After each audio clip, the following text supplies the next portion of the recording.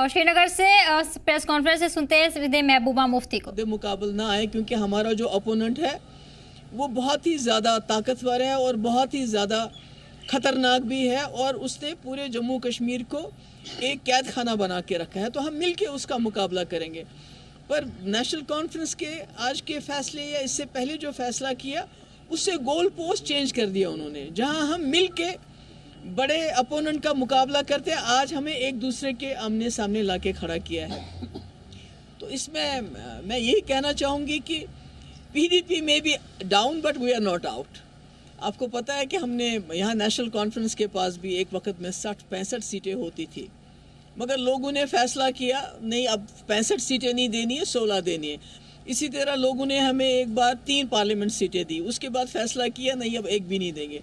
तो मैं समझती हूँ अब हम लोगों के सामने जाएंगे, उनके पास अपना केस रखेंगे, क्योंकि जम्मू कश्मीर की दिल्ली के पार्लियामेंट में आवाज़ पहुँचाना बहुत ज़रूरी है।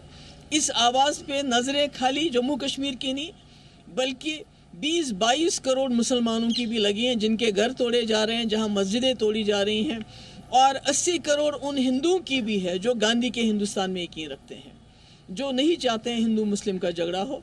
तो इसलिए हमने आज फैसला किया है कि हम जो हमारे इंडिया अलायंस में है कांग्रेस पार्टी के साथ भी मशवरा करके, क्योंकि हम कोई यकतरफा फैसला नहीं करना चाहते हैं, हम उनके साथ भी मशवरा करके जो आज नेशनल कॉन्फ्रेंस की तरफ से फैसला आया है इसका जो है आपस में भी बैठ के और इसमें कांग्रेस को भी कॉन्फिडेंस में लेके जल्दी ही हम आपके सामने अपना फैसला लेके आएंगे। और मतलब तकलीफ़ तो होती है, जिस चीज़ को आपने 5 साल तक संभाल के रखा, संजो के रखा कि एक यूनिटी दिखाई, आज उस यूनिटी को तितर बितर होते हुए बहुत तकलीफ़ होती है, बहुत अफसोस होता है। क्योंकि हमें तो वो जो कैदी में हमारे नौजवान हैं उनके लिए लड़ना चाहिए, हमारे बच्चों के पासपोर्ट बंद होते हैं उसके लिए लड़ना चाहिए, हमारे नौजवानों के पेपर्स लीक होते हैं उनके साथ नौकरियां नहीं मिलती उसके लिए लड़ना चाहिए था, जम्मू कश्मीर के तशख़्ख़ुस के लिए हमें मिल के लड़ना चाहिए था। मगर आज हम सीटों के बंटवारे पे इस तरह अलग हो गए, हमने सब कुछ तहस नहस कर दिया जो 5 साल हमने बना के रखा था। इस बात पे मुझे अफसोस है, मगर साथ ही मुझे अपने वर्कर्स, लीडर तो छोड़ के चले गए या उनको छुड़ा के चला लेके गए, मगर जो मेरे वर्कर हैं जो दिलो जान से जिन्होंने ये पार्टी खून दे के बनाई है, मुझे उन पे भरोसा है। जिस तरह 2014 में उन्होंने PDP को कामयाबी की एक नई ऊंचाइयों तक लेके गए, इंशाअल्लाह आने वाले वक्त में भी वो PDP को नई ऊंचाइयों तक लेके जाएंगे। ये मुझे अपने वर्कर पे यकीन है और मैं इसके लिए उनको बार बार सलाम करती हूँ। Thank you so much. I think ने इल्जामात लगाए, उन पर क्या कहेंगी आप? नहीं, मुझे कोई इत्तेहाद की बात नहीं, मुझे कोई ऐसी वैसी बात नहीं कहनी है। हम तो चाहते हैं कि हम तो चाहते थे कि ये पर्दा रहे, क्योंकि पिछले 1-1.5 महीने से नेशनल कॉन्फ्रेंस की तरफ से बातें आ रही थी, तो हम चाहते थे पर्दा रहे, किसी तरह यूनिटी चलती रहे। मेरे ख्याल में हमारे लिए उमर साहब ने क्या कहा वो मुद्दा नहीं, हमारे लिए सामने बड़े मुद्दे हैं।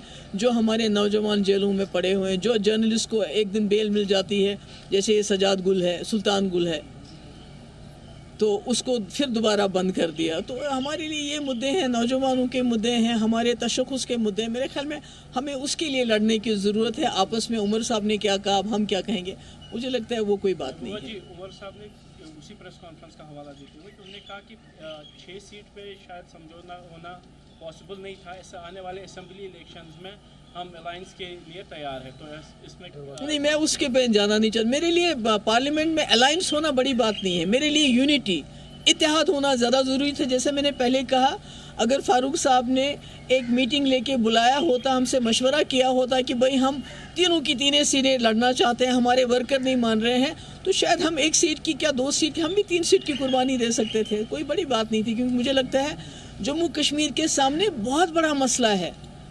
ज़िंदगी और मौत का मसला इस वक्त हमारे लोगों के लिए है, हमारे तशख़्ख़ुस का मसला है, हमारी ज़मीन हमारे पाँव के नीचे से खिसकाई जा रही है, बात नहीं कर सकते आप, मुंह नहीं खोल सकते आप।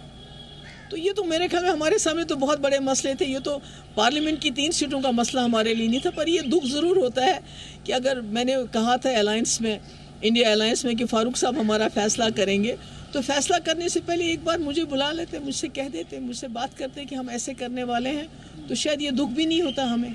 महबूबा जी, क्या हम समझे ये जो इंडिया अलायंस में सीट शेयरिंग के लिए लेकर टक्कर हुआ, इसकी वजह से पीएचडी खत्म हो गई? नहीं, वो तो आपने उमर साहब ने खुद कहा कि ये अलायंस में है ही नहीं, तो वो तो मैंने तो कुछ नहीं, मैं तो चाहती थी कि हम पीएचडी बिल्कुल बरकरार रहे, आगे चलती रहे, पर उन्होंने तो खुद कहा, उन्होंने जो सीटों का कहा वो तो कहा, पर उन्होंने कहा कि ये तो अलायंस में है ही नहीं, पीडीपी सिचुएशन की वजह से अलायंस से बाहर हो गई है। तो आप खुद ही समझ सकते हैं कि पीएचडी को तोड़ने का काम, पीएचडी को ख़त्म करने का काम, लोगों की आखिरी उम्मीद को ख़त्म करने का काम कहाँ से हुआ? हमने तो नहीं किया, हम तो नहीं चाहते हैं। क्या ये उम्मीद की जा सकती है कि आप पीडीपी सभी सीटों पे उम्मीदवार खड़ा करेंगे? आपस मैंने कहा हम जो कांग्रेस है उनसे मशवरा करेंगे, क्योंकि इंडिया अलायंस में तो हम हैं, पीएचडी अलायंस तो तितर बितर कर दी इन्होंने, पर इंडिया अलायंस में तो हैं हम, उनके साथ बात करके देखेंगे कि हम आगे क्या।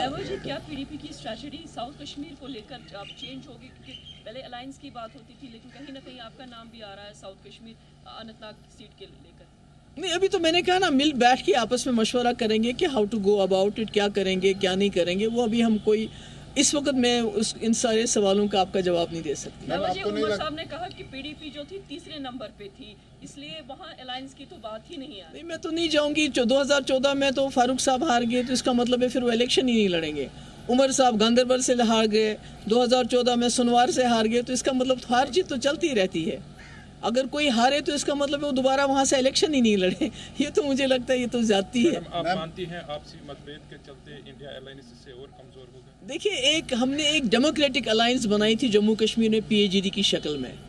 यहाँ तो बहुत रेजिस्टेंस बनी है, बहुत सारे रेजिस्टेंस करते थे, मगर वो with in constitution, with in democratic process नहीं बनते थे। ये एक यूनिक अलायंस था।